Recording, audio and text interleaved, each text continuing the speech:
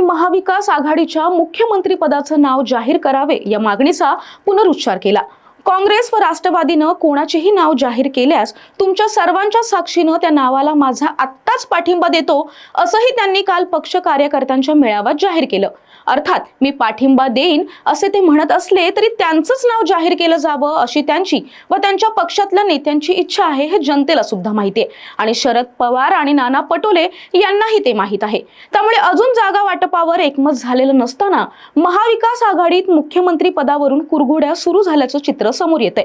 बरं, ठाकरे हे एकमेव उमेदवार नाहीत, मुख्यमंत्री पदासाठी काँग्रेसही इच्छुक आहे आणि शरद पवार सुद्धा। फरक एवढाच की शरद पवार आपले पत्ते निकाल आल्यानंतर उघडणार आहेत।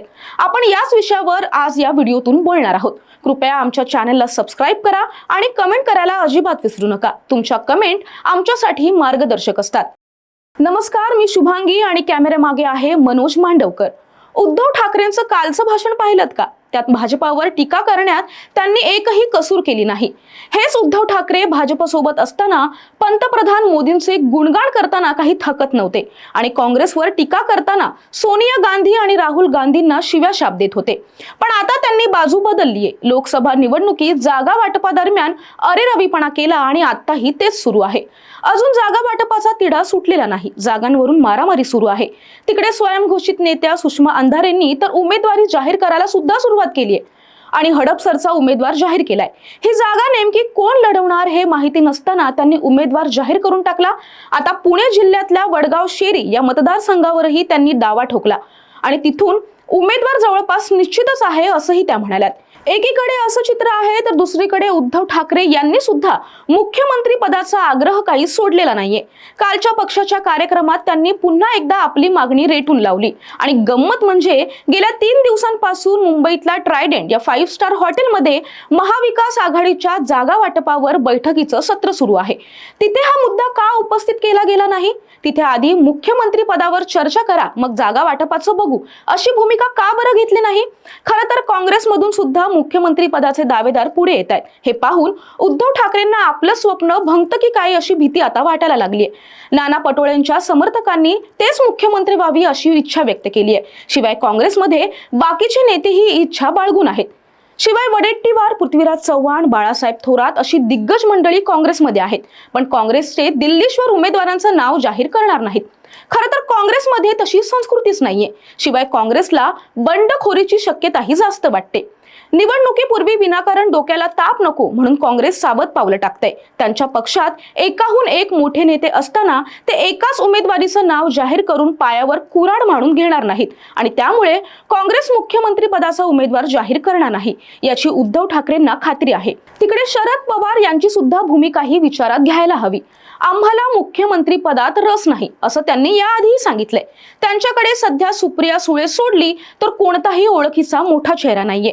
पण मुख्यमंत्री पदाचा विषय हा निकालानंतर येणार असल्यामुळे शरद पवार सध्या शांत आहेत, कारण जो पक्ष 145चा जादुई आकडा गाठायला मदत करेल त्याचा मुख्यमंत्री होऊ शकतो हे त्यांना चांगलंच माहितीये। ते शरद पवार आहेत, ते जे सांगतात त्याच्या अगदी उलट करत असतात। हे अख्ख्या महाराष्ट्राच्या जनतेला आता चांगलंच कळलंय। त्यामुळेच उद्धव ठाकरेंना सध्या काँग्रेसची भीती वाटत असली तरी शरद पवारही निकालानंतर आपले रंग दाखवतील याची त्यांना पुरेपूर कल्पना आहे आणि म्हणूनच ते मुख्यमंत्री पदासाठी आग्रह करतात। मला मुख्यमंत्री व्हायचंय असं कोणताही नेता म्हणत नसतो, तो तशी परिस्थिती निर्माण करत असतो किंवा इतरांकडून ते बोलवून घेत असतो। आता उद्धव ठाकरे हे स्वतः पक्षप्रमुख आहेत, त्यांनी मुख्यमंत्री पदाची चव चाखली।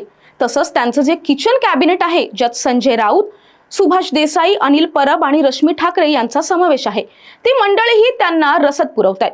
यात गंमत म्हणजे सुषमा अंधारे यांच्याही राजकीय महत्वाकांक्षा आता जागृत झाल्यात। त्यांनाही आमदारकीची स्वप्न पडू लागलीत आणि म्हणूनच पुणे जिल्ह्यातल्या कार्यकर्त्यांना त्यांनी एक संदेश पाठवलाय। आता अंधारेबाई स्वतः हे बोलतायत की उद्धव ठाकरे त्यांच्याकडून बोलवून घेतायत हे कळायला काही मार्ग नाहीये, पण ज्या पक्षाच्या जागा जास्त त्याचा मुख्यमंत्री असेल हे महाविकास आघाडीमध्ये ठरतंय। त्यामुळे जास्तीत जास्त आमदार निवडून आणून उद्धव ठाकरेंना मुख्यमंत्री होण्यासाठी बळ द्या असं अंधारेबाईंनी कार्यकर्त्यांना सांगितलंय। ठाकरेंच्या भाषणावर आणि अंधारेबाईंच्या वक्तव्यावर महाविकास आघाडीच्या कोणत्याही मोठ्या नेत्यांनी अजून तरी प्रतिक्रिया दिलेली नाहीये। याचं महत्त्वाचं कारण म्हणजे जागा वाटपावर चर्चा सुरू आहे आणि काँग्रेसच्या आणि शरद पवार गटाच्या मुरलेल्या नेत्यांना इतक्यात तरी यात खोडा घालायचा नाहीये आणि म्हणून ते संयम दाखवतायत. पण महाविकास आघाडीतले नेते यावर नक्की बोलतील आणि नाही बोलले तर ठाकरेंच्या मागणीला अप्रत्यक्ष दुजोरा मिळाल्यासारखंच होईल. लोकसभा निवडणुकीत महाराष्ट्र भाजपचे संख्याबळ 23 वरून 9 पर्यंत घटलं होतं. हरियाणामध्ये सुद्धा ती स्थिती होती, जिथे भाजपाची संख्या 10 वरून 5 खासदारांवर होती. हरियाणामध्ये लोकसभा निवडणुकीच्या तोंडावर नेतृत्व बदल करून भाजपने सरकारच्या विरोधातली नाराजी दूर करण्याचा प्रयत्न केला होता, पण त्याचा फारसा परिणाम झाला नाही. पण लोकसभेतल्या पराभवानंतर हरियाणात भाजपने चुका दुरुस्त केल्या, विविध समाज घटकांना खुश करणारे निर्णय घेतले, जातीय ध्रुवीकरणवर भर दिला आणि त्याचा भाजपाला नक्कीच फायदा झाला. प्रतिकूल परिस्थिती असताना सुद्धा 2014 आणि 2019च्या तुलनेत भाजपला जास्त जागा मिळाल्या. हरियाणातल्या भाजपच्या विजयामुळे महायुतीमध्ये उत्साहाचं वातावरण आहे, तर महाविकास आघाडीमध्ये चलबिचल सुरू झालीये. जागा वाटपावर झालं नाही तर मुख्यमंत्री पदावरून रस्सीखेच सुरू झालीये.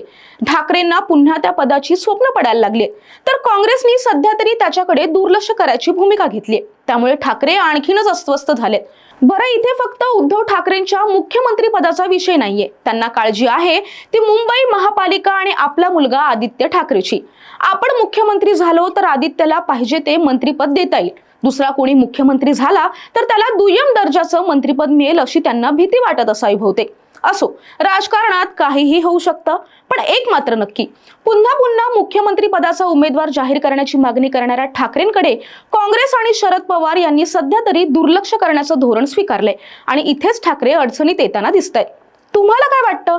ठाकरे पुन्हा पुन्हा मुख्यमंत्री पदाचा विषय का बरं काढत असावेत? त्यांच्या या भूमिकेला पवार आणि काँग्रेसचा पाठिंबा मिळेल का? बरं, ते मुख्यमंत्री झाल्यानंतर महाराष्ट्राचा विकास झपाट्याने होईल का? विदेशी गुंतवणूक महाराष्ट्र नंबर 1 राहील का? राज्याचा पर कॅपिटल इन्कम म्हणजेच दरडोई उत्पन्न वाढेल का? कृपया यावर चर्चा करा आणि कमेंटमध्ये बिनधास्त व्यक्त व्हा. आमच्या चॅनलला सबस्क्राईब करा, व्हिडिओला लाईक करा आणि शेअरही करा. हा व्हिडिओ शेवटपर्यंत पाहिल्याबद्दल खूप धन्यवाद.